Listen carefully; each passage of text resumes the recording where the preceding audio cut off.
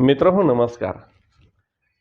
5 जानेवारी 2025 रोजी नवीन वर्षाच्या निमित्ताने एक नवी संकल्पना म्हणून आपण अक्षरांची रांग हे सदर सुरू केले.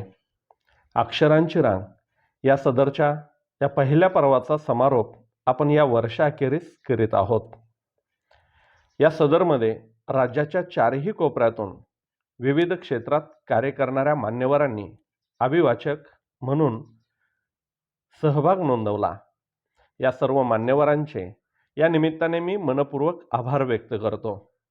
यासोबतच महत्त्वाचा घटक म्हणजे आपण रसिक प्रेक्षक. आपण वेळोवेळी दिलेल्या प्रतिक्रिया माझा आत्मविश्वास वाढवत राहिल्या.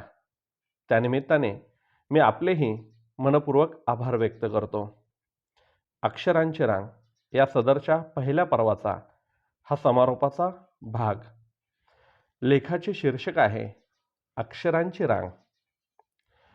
आपली आवड आपलं अस्तित्व ठरवणारी असते. खरं तर भाषा, त्या भाषेतील शब्द माणसाचं व्यक्त होण्याचं सर्वोत्तम साधन होय. मानवी मनातील भावना, मग ते प्रेम असो अथवा राग, ते व्यक्त करण्याचं सर्वात जवळचं, सोपं परंतु प्रभावी माध्यम म्हणजे शब्द होय. हे शब्द माणसाला आपल्या भावना व्यक्त करण्यासाठी उपयोगी येतात. परंतु शब्दांच्या विश्वात, अर्थातच साहित्य क्षेत्रात काम करताना हे शब्द म्हणजे केवळ स्वतःच्याच नाही तर इतरांच्याही भावनांना, विचारांना मांडण्याचं प्रभावी माध्यम बनून जातात. कवितेतील, कथेतील पात्र लिहित असताना, एखादा लेख लिहित असताना त्यात मांडलेलं सुख अथवा दुःख ज्यावेळी समाजाला ते आपलं वाटू लागतं, त्यावेळी या शब्द प्रवासाला अन्वयार्थ प्राप्त होतो. मुळातच या भावना शब्दांकित करताना वापरलेले शब्द, त्या शब्दांमधील अक्षरं, त्या अक्षरांची रांग ही अवतरलेली असते अंतर्मनातून. तिथे चिंतनाची अनेक आवर्तने झालेली असतात. तिथे झालेलं असतं द्वंद्व अनेक पातळ्यांवर. ही अक्षरांची रांग टिपताना घेतलेली असते काळजी समाजमनाची. विचार आणि संस्कार पेरण्याचा प्रयत्न हमखास केलेला असतो.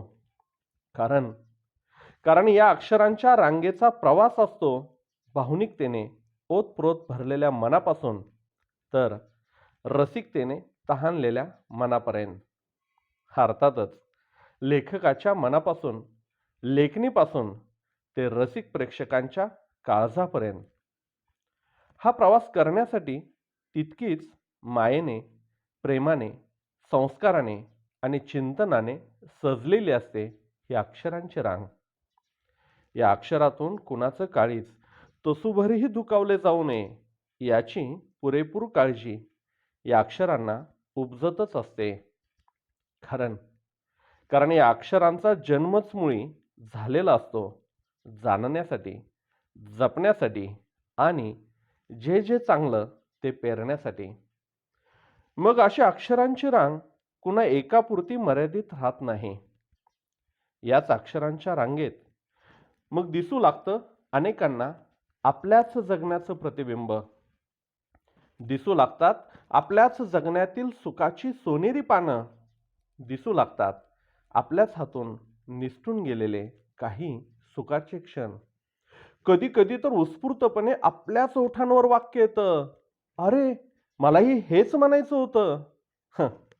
म्हणजेच काय, अंतर्मनातून अवतरलेली अक्षरांची रांग ही समाजाचं प्रतिबिंब होऊन जाते. आपल्याच आयुष्यातील आपलं जगणं तंतोतंत दाखवत असते ही अक्षरांची रांग, अगदी आरशासारखं.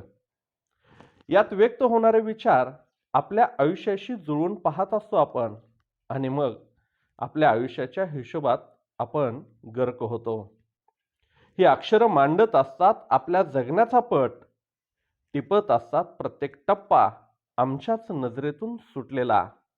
म्हणजेच काय, आमच्या जगण्याचं भावनिकतेने केलेलं चित्रण म्हणजेच ही अक्षरांची रांग. या क्षणाला असे टिपावे, जगणे दिसावे सारे अथांग.